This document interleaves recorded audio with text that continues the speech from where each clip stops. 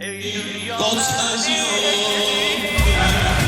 dünya ehli eşidin, səslərəm ta vardı səsim. Hər iki dünyada Hüseyin, eşqimdir ömrüm nəfəsim. Sen sar Allah Rəbblə sarı, bütün dünyanı ettibarı. Sen ki tekrar olmayandır, selamun aleyhim ve âlen. Hüseyin cennettir, Hüseyin əcəb nemətdir. Hüseyin eşqi bizə böyük sərvətdir. Hüseyin yasindir, Hüseyin şərəfdir, dindir. Hüseynin aldın demək bizə adətdir. Hüseynin aldın demək bizə adətdir.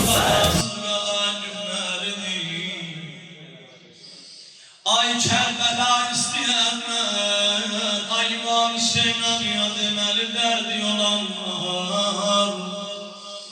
Ay istirem o ki İmam Hüseyin ağa balasız qalandı. Ona kim təsəlli verdi heç kim.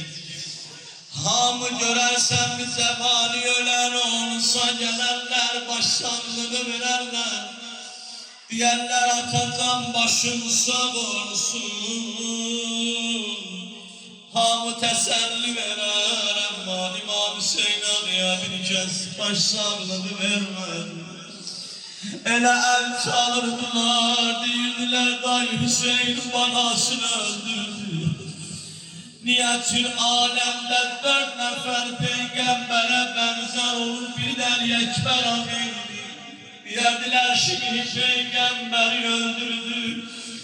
Ele el çaldılar, ele gülürler ama İmam Hüseyin ağa ki gelip Ekber'in başının önünde ebelfel yol aldı, geldi Hüseyin'in etrafına. Hüseyin boynuna dedem ağlıyor ay kardeş. Bu kabri ağlamıyorsan gece heymeler ay kardeş. Bunu diyen de Hüseyin elleri koydu, kardeşini koydu da evet. Ah isterim anama istirem lay lay diye. Diyerdi Ali bana sen de mezlum, ben de mezlum ay baba. Sen de ne ya bir şey ama burada ben fedakaydı geldi Hüseyin'e başsağlığı verdi, teselli verdi dedem oğluna rahat olma.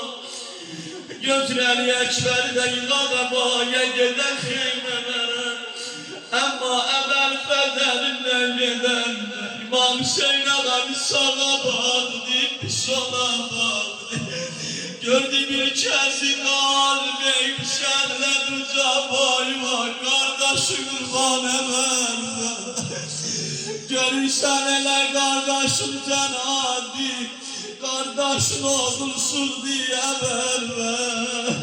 Koydun beni düşmanlar içinde hareket ay kardeş. Sen de denen ya Hüseyin, ya Hüseyin. Görersen kardeşle bağımda diyenler öyle kardeş. Ne çetinlik can ay kardeş.